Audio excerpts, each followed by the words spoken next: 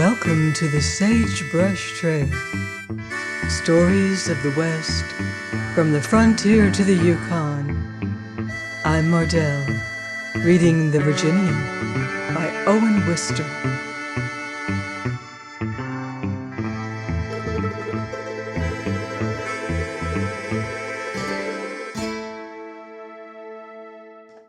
Chapter 3. Steve Treats. It was for several minutes, I suppose, that I stood drawing these silent morals. No man occupied himself with me. Quiet voices and games of chance and glasses lifted to drink continued to be the peaceful order of the night. And into my thoughts broke the voice of that card dealer who had already spoken so sagely. He also took his turn at moralizing. "What did I tell you?" he remarked to the man for whom he continued to deal and who continued to lose money to him. "Tell me when. Didn't I tell you he'd not shoot?" the dealer pursued with complacence. "You got ready to dodge. You had no call to be concerned. He's not the kind of man you need feel anxious about." The player looked over at the Virginian doubtfully. "Well," he said, "I don't know what you folks call a dangerous man." "Not him," exclaimed the dealer with admiration. "He's a brave man. That's different." The player seemed to follow this reasoning no better than I did. "It's not a brave man that's dangerous," continued the dealer. "It's the cowards that scare me." He paused that this might sink home. "Fella came in here last Tuesday," he went on, "and got into some misunderstanding about the drinks. Well, sir, before we could put him out of business, he'd hurt two perfectly innocent onlookers, and they'd no more to do with it than you have," the dealer explained to me. "Were they badly hurt?" I asked. "Oh, one of 'em was. He's died since." "What became of the man?" "Why, we put him out of business. I told you he died that night. But there was no occasion for any of it, and that's why I never like to be around when there's a coward, as you can't tell. He'll always go to shooting before it's necessary, and there's no security who he'll hit. But a man like that black-headed guy," the dealer indicated the Virginian, "need never worry you. And there's another point why there's no need to worry about him. It'd be too late." These good words ended the moralizing of the dealer. He had given us a piece of his mind. He now gave the whole of it to dealing cards. I loitered here and there, neither welcome nor unwelcome at present, watching the cowboys at their play. Saving Trampas, there was scarce a face among them that had not in it something very likable. Here were lusty horsemen, ridden from the heat of the sun and the wet of the storm, to divert themselves awhile. Youth untamed sat here for an idle moment, spending easily its hard-earned wages. City saloons rose into my vision, and I instantly preferred this Rocky Mountain place. More of death it undoubtedly saw, but less of vice than did its New York equivalents. And death is a thing much cleaner than vice. Moreover, it was by no means vice that was written upon these wild and manly faces. Even where baseness was visible, baseness was not uppermost. Daring, laughter, endurance, these were what I saw upon the countenances of the cowboys. And this very first day of my knowledge of them marks a date with me, for something about them and the idea of them smote my American heart, and I have never forgotten it, nor ever shall as long as I live. In their flesh our natural passions ran tumultuous, but often in their spirit sat hidden a true nobility, and often beneath its unexpected shining their figures took on heroic stature. The dealer had styled the Virginian a black-headed guy. This did well enough as an unflattered portrait. Judge Henry's trustworthy man, with whom I was to drive 263 miles, certainly had a very black head of hair. It was the first thing to notice now, if one glanced generally at the table where he sat at cards, but the eye came back to him, drawn by that inexpressible something which had led the dealer to speak so much at length about him. Still, black-headed guy justly fits him and his next performance. He had made his plan for this like a true and I must say inspired devil. And now the highly appreciative town of Medicine Bow was to be treated to a manifestation of genius.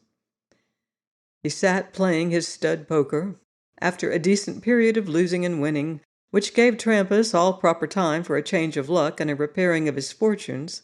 He looked at Steve and said amiably, "How does bed strike you?" I was beside their table, learning gradually that stud poker has in it more of what I will call red pepper than has our Eastern game. The Virginian followed with his own question. "Bed strikes me," he stated. Steve feigned indifference. He was far more deeply absorbed in his bet and the American drummer than he was in this game, but he chose to take out a fat florid watch, consulted elaborately, and remarked, "It's only 11. "Oh, you forget I'm from the country," said the black-headed guy. "The chickens have been roosting a right smart while." His sunny southern accent was again strong. In that brief passage with Trampas it had been almost wholly absent. But different moods of the spirit bring different qualities of utterance. Where a man comes by these naturally, the Virginian cashed in his checks. "A while ago," said Steve, "you had won 3 months' salary." "I'm still $20 to the good," said the Virginian. "That's better'n breaking a leg." Again, in some voiceless, Masonic way, most people in that saloon had become aware that something was in the process of happening. Several left their games and came to the front by the bar. "If he ain't in bed yet," mused the Virginian. "I'll find out," said I, and I hurried across to the dim sleeping room, happy to have a part in this. They were all in bed, and in some beds, too, were sleeping. How they could do it, but in those days I was fastidious. The American had come in recently and was still awake. "Thought you were asleep at the store," said he. So then I invented a little lie and explained that I was in search of the Virginian. "Better search the dives," said he. "Those cowboys don't get to town often." At this point I stumbled sharply over something. "It's my box of consumption killer," explained the drummer. "Well, I hope that man will stay out all night." "Bed narrow?" I inquired. "For 2 it is, and the pillows are mean. Takes both before you feel anything's under your head." He yawned, and I wished him pleasant dreams. At my news, the Virginian left the bar at once and crossed to the sleeping room. Steve and I followed softly, and behind us several more strung out in an expectant line. "What's this gonna be?" they inquired curiously of each other, and upon learning the great novelty of the event, they clustered with silence intense outside the door where the Virginian had gone in. We heard the voice of the drummer cautioning his bedfellow. "Don't trip over the killer," he was saying. "The Prince of Wales barked his shin just now." It seemed my English clothes had earned me this title. The boots of the Virginian were next heard to drop. "Can you make out what he's at?" whispered Steve. He was plainly undressing. The rip of swift unbuttoning told us that the black-headed guy must now be removing his overalls. "Why, thank you, no." He was replying to a question of the drummer. "Outside or in's all one to me." "Then if you'd just as soon take the wall." "Why, certainly." There was a sound of bedclothes and creaking. "This here pillow needs a southern climate," was the Virginian's next observation. Many listeners had now gathered at the door. The dealer and the player were both here. The storekeeper was present, and I recognized the agent of the Union Pacific Railroad among the crowd. We made a large company, and I felt that trembling sensation which is common when the cap of a camera is about to be removed upon a group. "I should think," said the drummer's voice, "that you'd feel your knife and gun clean through that pillow." "I do," responded the Virginian. "I should think you'd put them on a chair and be comfortable." "I'd be uncomfortable then." "Used to the feel of them, I suppose?" "That's it. Used to the feel of them. I would miss them, and that would make me wakeful." "Well, good night." "Good night. If I get to talking and tossing or what not, you'll understand you're to...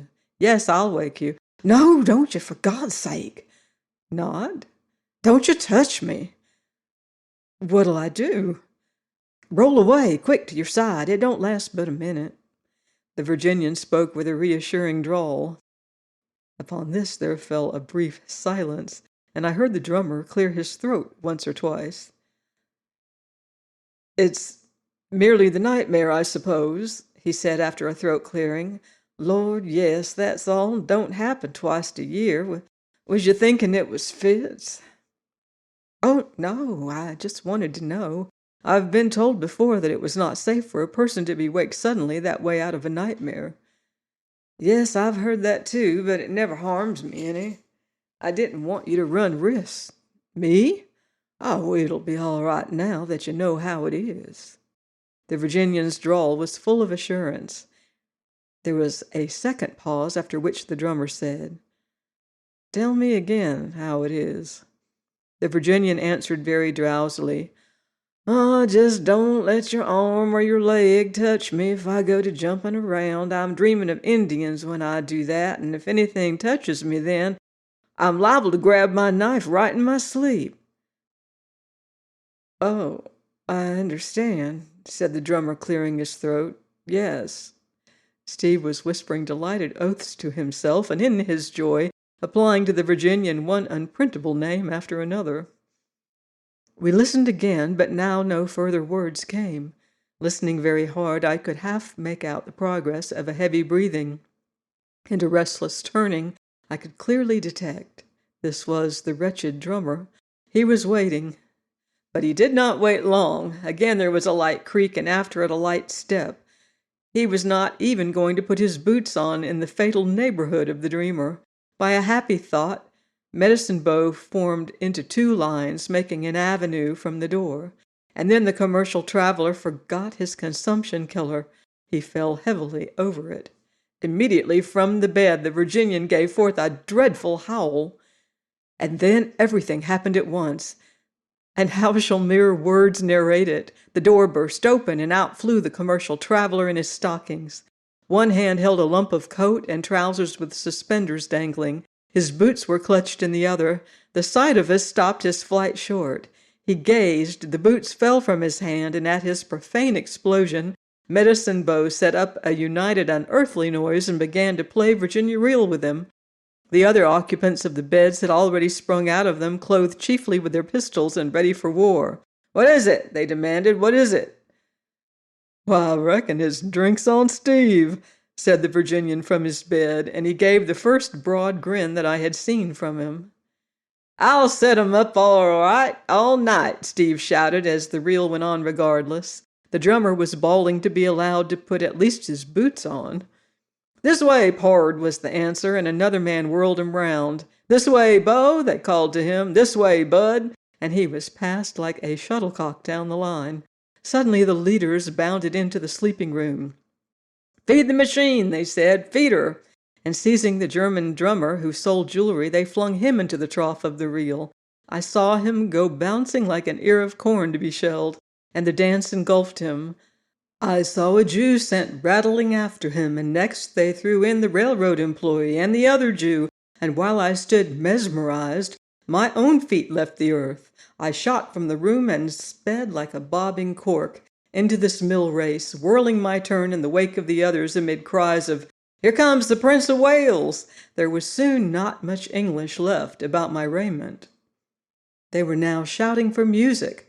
Medicine Bow swept in like a cloud of dust to where a fiddler sat playing in a hall, and gathering up fiddler and dancers, swept out again, a larger Medicine Bow growing all the while.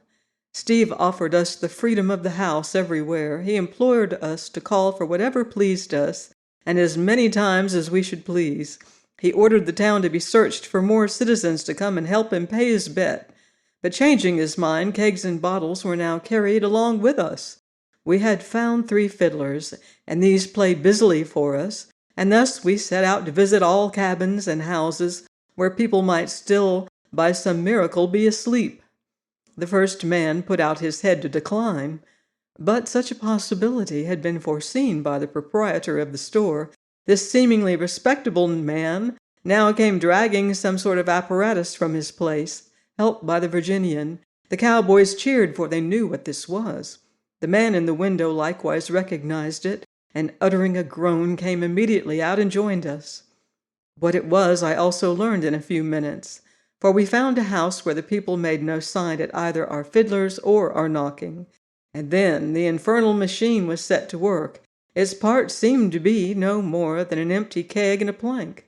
Some citizen informed me that I should soon have a new idea of noise, and I nerved myself for something severe in the way of gunpowder. But the Virginian and the proprietor now sat on the ground, holding the keg braced, and two others got down apparently to play seesaw over the top of it with the plank. But the keg and the plank had been rubbed with rosin, and they drew the plank back and forth over the keg. Do you know the sound made in a narrow street by a dray loaded with strips of iron? That noise is a lullaby, compared with the staggering, blinding bellow which rose from the keg. If you were to try it in your native town, you would not merely be arrested, you would be hanged, and everybody would be glad, and the clergyman would not bury you. My head, my teeth, the whole system of my bones leaped and chattered at the din, and out of the house like drops squirted from a lemon came a man and his wife. No time was given them. They were swept along with the rest, and having been routed from their own bed, they now became most furious in assailing the remaining homes of Medicine Bow. Everybody was to come out. Many were now riding horses at top speed out into the plains and back, while the procession of the plank and keg continued its work, and the fiddlers played incessantly. Suddenly there was a quiet.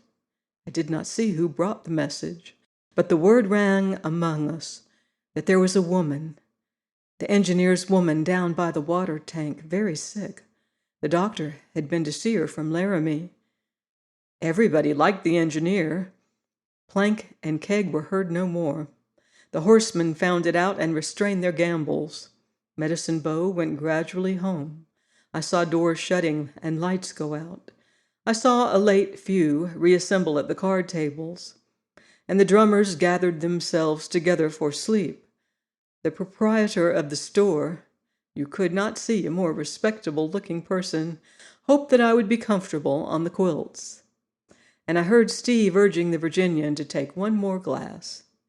"We've not met for so long," he said. But the Virginian, the black-headed guy, who had set all this nonsense going, said no to Steve. "I've got to stay responsible," was his excuse to his friend, and the friend looked at me. Therefore I surmised that the judge's trustworthy man found me an embarrassment to his holiday. But if he did, he never showed it to me. He had been sent to meet a stranger and drive him to Sunk Creek in safety, and this charge he would allow no temptation to imperil. He nodded good night to me.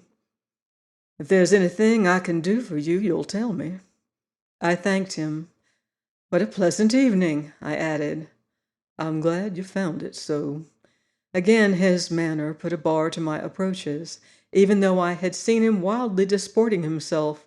Those were matters which he chose not to discuss with me.